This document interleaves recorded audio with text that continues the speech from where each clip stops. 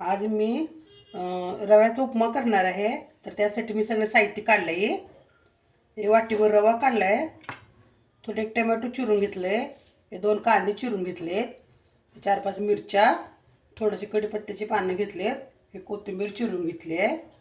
थोडे शेंगदाणे घेतलेत भाजके आणि जिरं मोहरं आणि उडीद डाळ घेतली. थोडंसं तूप टाकून घेते.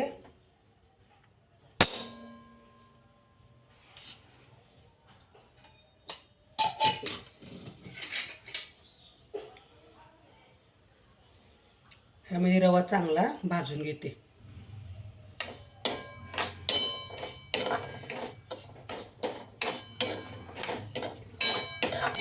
रवा छान असा गुलाबी रंगावर भाजून घ्यायचा. मग उपमा आपला खमंग होते. मग छान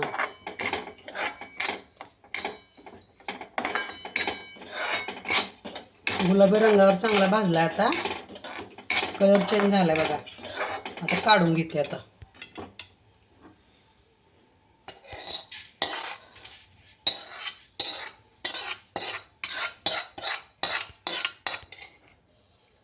मी तूप टाकून घेते. आता फोडणीसाठी टाकते तूप. जिरं मोहरी टाकते. थोडीशी उडीद डाळ,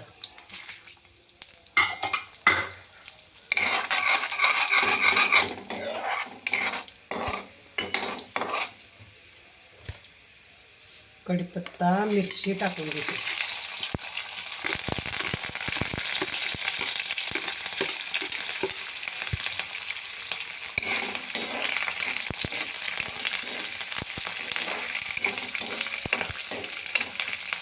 कांदा टाकते.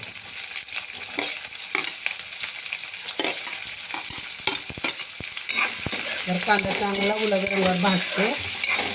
लय पण भाजून घ्यायचा नाही. थोडा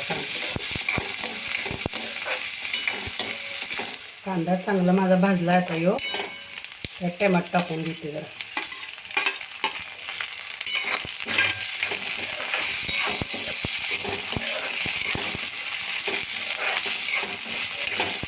शेंगदाणे भाजून घेतले. शेंगदाणे टाकते.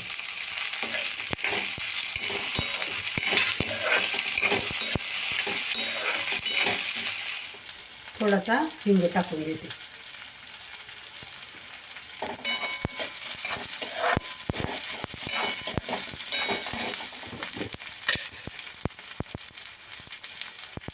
चवीपुरतं मीठ टाकून घेते.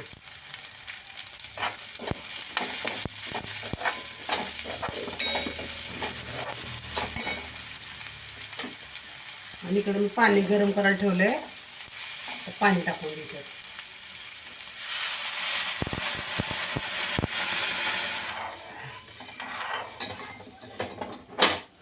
भोकळी फुटली पाण्याला चांगली. आता बारीक गॅस करून मी रवा टाकून घेते. आता थोडा टाकून हलवून घ्यायचं.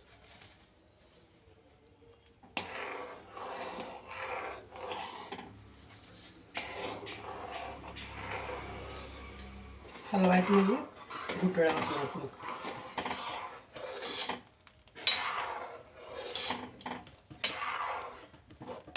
5 मिनिटं मी झाकून ठेवते बारीक गॅसवर.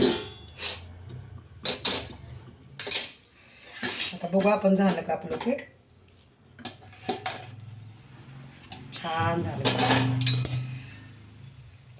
आता थोडीशी मी कोथिंबीर टाकून घेते.